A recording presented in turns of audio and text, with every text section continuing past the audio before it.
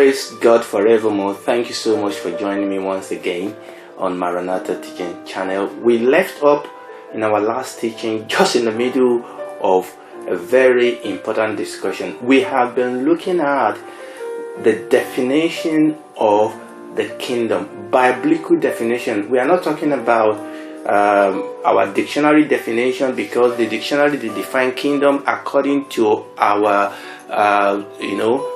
human understanding, social understanding, secular understanding of what kingdom is. We are going back to the Bible to look at biblical concept of the kingdom, because this is very important. Now I'm going to key into what we've said so far, but I want to read the scripture before we start today. Matthew chapter 13 verse 52. Matthew 13:52. The Bible says that then said he to them, that's the Lord Jesus talking here, therefore every scribe which is instructed to the kingdom of heaven is like a man that is an householder, which bringeth forth out of his treasure things new and old. The Bible says that it is important for us to be instructed. The word there means to be discipled, to be trained. People of God, if we have not been trained in our understanding, if we have not been trained in our understanding, if we have not been instructed in the meaning, the way, the operation, the manifestation, if we have not been trained with respect to God's kingdom, then we will not be equipped. The Bible says that for us to be able to bring forth treasure, for us to be able to live the life of righteousness and holiness, for us to be able to live a life, the Bible says the people that know, hallelujah, the people that know God, until we know him as the true king, if we have not been instructed, if we have not been discipled in the way of the kingdom, if we have not been properly tutored, if we don't have a proper understanding of the kingdom, the king as the Bible declares, then the Bible says that it will be difficult. Maybe this is the reason why oftentimes the church or the believer appear so weak. Oftentimes the Bible says that it is those people that have been instructed, trained, hallelujah, tutored, discipled. It is those people that have been instructed to the kingdom of heaven. They are the one that bring forth treasures. Hallelujah. Now let me read this to us. It's talking about we have been tutored, we have been taught about the meaning, the mystery, the secret of the kingdom. Amen. I'm going to make a statement here, and I'm going to elaborate it, and by the grace of God we'll key into what we were talking about the last week. Let me make a statement and make it loudly, that God is king. But I want to make that statement in a negative sense, that God is not like Queen Elizabeth. God is not a ceremonial king. God is not just a constitutional king. God is not a figurehead king. God is not a ceremonial royalty. God is king in the sense of the kingdom. God is kingdom. Jesus is kingdom. Jesus is kingdom. The problem oftentimes is that people are looking for a God that can be on the throne, and we can call him when we need him to, open a building, give a speech, welcome royalty from other country. We don't mind that God. But you see, you don't understand. We need to understand the conflict. We need to understand the conflict that was taking place when the Lord Jesus walked this earth. That the Lord Jesus was saying, I'm not such a king. My kingdom is not such a kingdom. And I'm not looking for such a subject. I am a king in the sense of the kingdom. and I'm looking for subjects that will be trained in this way of the kingdom and will be able to live the life of this type of kingdom. Praise the Lord. So I'll make that statement again, that the Lord Jesus is not a constitutional king like Queen Elizabeth. He's not a figurehead ceremonial king. He is kingdom. Kingdom is Christ. Okay, and we said in our last teaching that when we look at the Hebrew word and the Greek word that was used for kingdom in the scripture, yes, when we talk about a king rules, has a realm and has subject, but primarily the meaning of kingship or the meaning of kingdom is rule, is authority, is power, is the authority to rule and to reign over your subject in your realm. I will say that over again.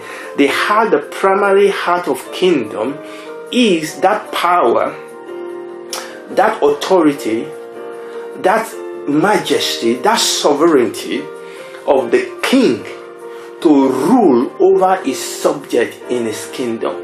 The kingdom itself is not the subject. The kingdom of itself is not the space, but it is the power that is being exercised over that space and over those subjects. It's very important for us to understand, and then the corollary then is very important, that am I this type of subject? Do I have this understanding of this kingdom, and have I actually submit myself, have I accept Jesus as this type of Lord over my life? Have I accepted Jesus as this type of king over my affairs, over my thought, over my ambition, over my life? The Bible says that we need to be tutored, we need to be trained in this way of the kingdom. We need to have our mind renewed in this way of the kingdom. I need to have my mind renewed. I need to understand is either I receive Jesus as this type of king, or I don't receive him at all. That when you and I become a citizen of this kingdom, that the Bible says there's a price to pay. The Lord Jesus said, whosoever does not love me more than wife, husband, children, and life is not worthy. This is the challenge. This was the challenge. This was the conflict you see in the ministry of the Lord Jesus Christ, that it seems like people want to join him and it will look like he's discouraging them. No, he's telling them the cost. He's telling them that this is my kingdom. This is what kingdom is all about. That this is not just, I'm not a ceremonial king. You know, unfortunately, in most of our own life, actually, we are the king. Yes, we do say that he is the king, but we tell him what to do. We tell him like Queen Elizabeth. We tell him when to speak. We tell him what he needs to say. We write the speech for him. No, that is not kingdom. That is not kingship. That is not sovereignty. Sovereignty is, hallelujah, not my will, but your will be done. Sovereignty is what he says I will do. If I perish, I perish. Okay, that is sovereignty. Sovereignty is where God leads me, I will go. Hallelujah. That is the king. Who is Jesus really my king? If he says jump, will I jump?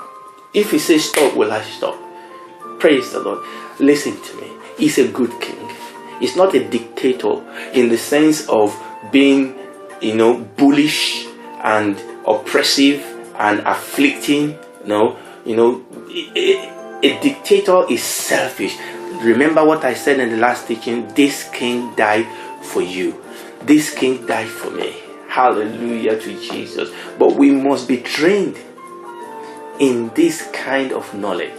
Now, a lot of what was taking place in the earthly ministry of our Lord Jesus Christ now makes sense. That the Lord Jesus came to inaugurate his kingdom. Okay, he came to inaugurate his kingdom, and he was calling subjects into this kingdom. But it was not just calling any type of subject. It's calling subject that understand the demand of the kingdom, that understand the demand of the kingdom upon our life, that understand the operation of the kingdom. You know, when you read John chapter 6, if you remember that story where the Lord Jesus fed so many thousands with bread and fish, and the Bible says that people ran after him. Okay, let me read from verse 13. This was when, well, after they fed them, verse 12 says, and they were filled.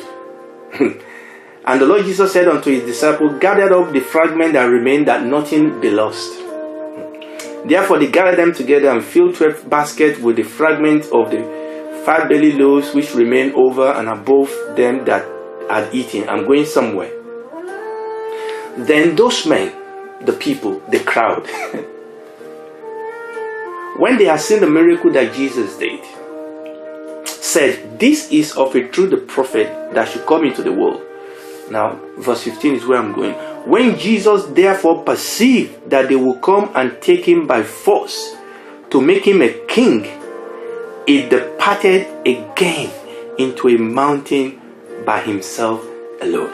The Bible says that these people were trying to make him king. The Bible says in another place that he will not give himself to them because he knows what is in the heart of men. Because the Lord Jesus knows that, unfortunately, just like most of us today, we want him to rule. We want him to be a ceremonial royalty that will give us bread when we need it, that will give us peace when we need it, that will give us comfort when we need it. The God that will jump when we call him, that is there for our need, to meet our need, is us. We are the one sovereign. No, we don't put it like that. We don't put it like that. No. Praise God. But the Lord Jesus said, no, I'm not that king, and I'm not looking for such a subject. He is the king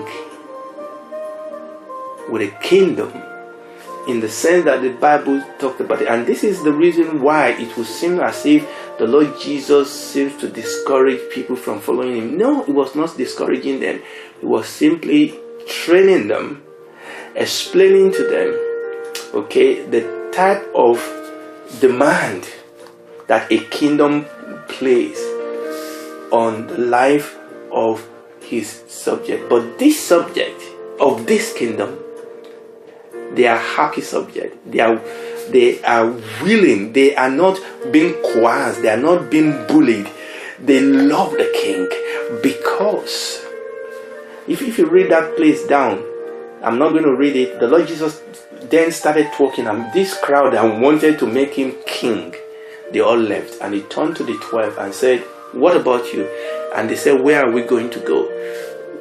You have the word of life. We've seen in you, our king, everything that we need. You see, these subjects are willing subjects. They are subjects that have seen in the king grace, mercy, and hope, righteousness and holiness. They've seen in the king, fulfillment, and they are willing to serve the king. They are not being forced to do it.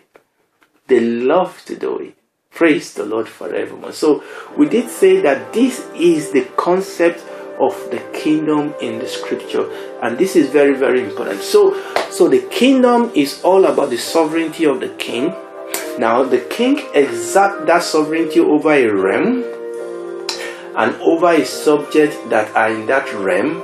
But understand that when we talk about kingdom in the Bible, we are primarily, essentially talking about the sovereignty, the power, the authority, the reign, the rule, the kingship of the king. Praise the Lord forevermore. Now, this was the original plan of God in the Garden of Eden, that God created man to be his regent. that man will allow God to be God, allow God to rule and to reign. Alright? Unfortunately, the devil came in. Man allowed a rogue king, a rebellion to come in. And I'm not going to go into all this. So we have a situation where in the garden, man actually rebelled against the kingdom.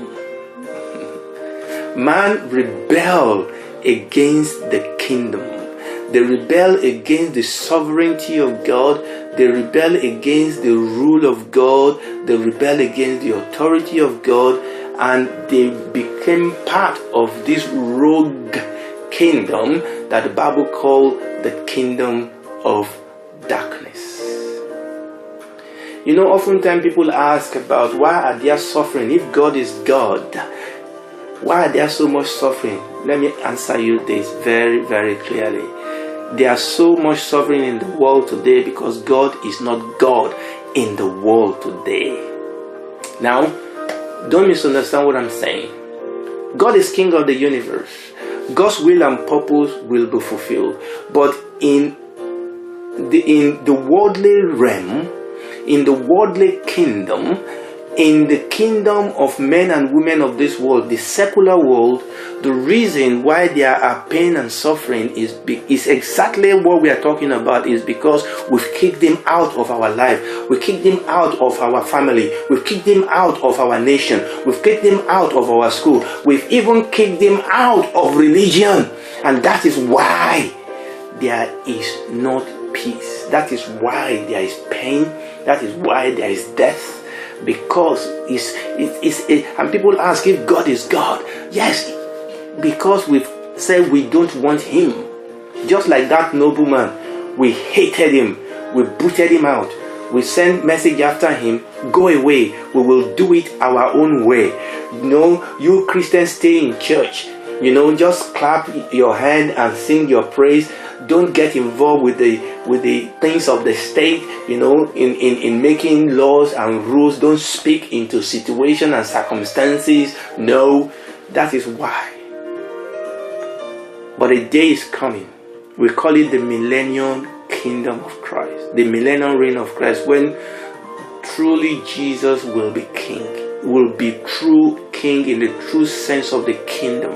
That it will rule, it will be sovereign, it will reign over a group of people that are so happy for him to rule. And we are not going to do that today. When we get there, we're going to see the peace, the joy, the love, the unity, the health, the wealth that comes with that. This is what the kingdom is all about. And people, these are the issues that is being played out through the history of man, and this is the issue that will be consummated and played out finally.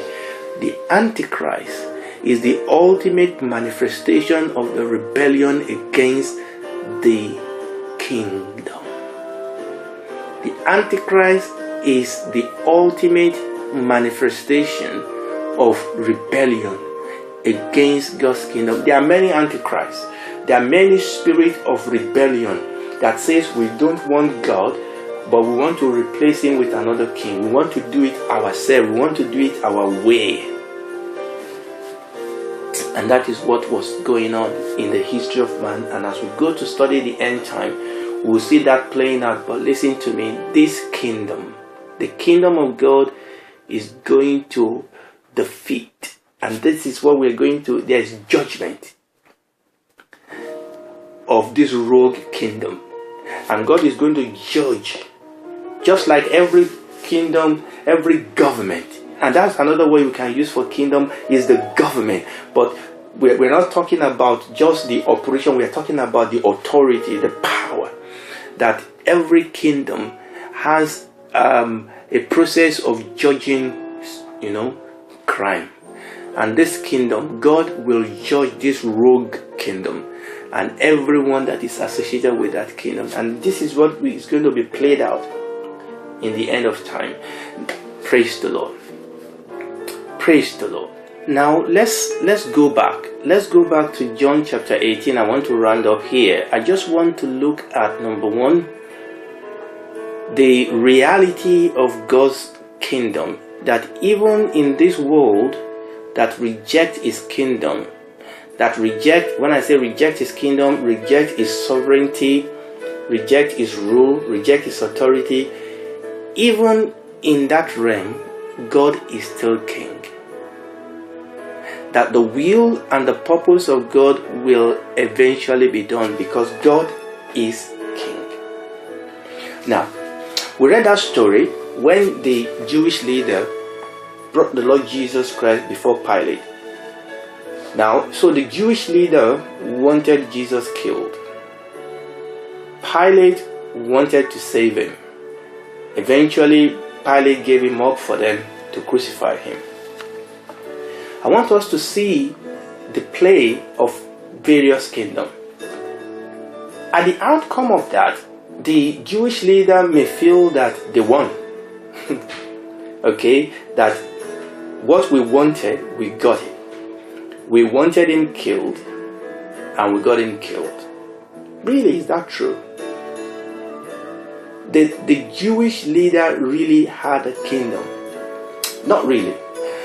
Number one, they wanted to kill him, but they couldn't by themselves because they were under another kingdom. Another kingdom ruled over them. So what they did is to try to manipulate the kingdom of Rome that is being administered by who? By Pontius Pilate. So they don't exercise a kingdom in the sense in which we are talking about a kingdom, but they try to manipulate a higher kingdom to make it do their will. Unfortunately, a lot of people try to do that with God. Okay, they had their way because they are dealing with human kingdom. They are dealing with Pilate, who in himself is frail, who himself is weak. We will not go to Pilate today. Now, Pilate himself may want to brag like he did to the Lord Jesus Christ. Let's read that because I think this is very important. Okay, John chapter 19. I'll read from verse 9. The Bible says that Pilate went again into the judgment hall, and I'm jumping into the middle of his story here. And he said unto Jesus, Whence art thou? But Jesus gave him no answer. Then said Pilate unto him, Speakest thou not unto me? Knowest not thou that I have power to crucify you, and I have power to release you? Pilate was trying to say, I have kingdom. I have absolute kingdom. I can tell them to kill you. I can tell them to release you. Hello, Pilate. Why couldn't you let him go? It's because Pilate doesn't have the kingdom in the way we are talking about kingdom. Because Pilate wanted to release him, but he couldn't. They eventually manipulated him. And that is what we see even in a dictatorship kingdom that we talked about. You will see a whole lot of manipulation. You will see a lot of influence going on. Okay? Alright? A whole lot of, how will I put it now? People manipulating, people scheming. Alright? But the thing is, even Pilate's power was limited by number one, Rome, but number two is environment, because ultimately the Jewish leader were able to manipulate him because they knew that Pilate was in his last leg of warning from Rome, and they knew that if they started a riot, Pilate will be a goner. So even though Pilate was saying here, I have power, I have power to crucify you, I have power to release you, ultimately that power was manipulated. That power can be challenged. Every human power can be manipulated, can be challenged, can be corrupted. Praise the Lord. But the Lord Jesus says something that I want you to hear. Verse 11. The Lord Jesus answered, Thou couldst have no power at all against me, except it were given thee from above. Therefore, he that deliver me unto thee hath the greater sin. In other words, Pilate, the power that you think you have is actually given you from a higher power. This higher power is the power we're talking about, the ultimate power. And the Lord Jesus said, no, Pilate, you don't have power over me. I am the one giving you the power. Question. In all that was happening at the cross, who actually is in control here? Praise God. The kingdom of God was actually in control. The sovereignty of God was being played out, even though on one side the Jewish leader think that they are having their way, they are manipulating things and even though Pilate thinks he was the one in charge, ultimately God was working out his purpose and his plan, because that is what the kingdom is all about. That Acts chapter 4 from verse 24. From verse 23. And being let go, they went to their own company and reported all that the chief priests and elders had said unto them. And when they heard that, they lifted up their voice to God with one accord and said, Lord, thou art God, which hast made heaven and earth, and the sea, and all that in them is, who by the mouth of thy servant David has said, why did the evil rage, and the people imagine vain things? The kings of the earth stood up, and the rulers were gathered together against the Lord and against the Christ. Who is the Christ? The Christ is God's anointed king. So we have situation where the kings and the rulers of this earth, look, we're going to talk about that, the clash, okay? And unfortunately, most rulership and kingship of the earth are under the rulership of the devil. But let me keep going. The Bible says that the king of the earth stood up, and the rulers were gathered together against the Lord, against his Christ.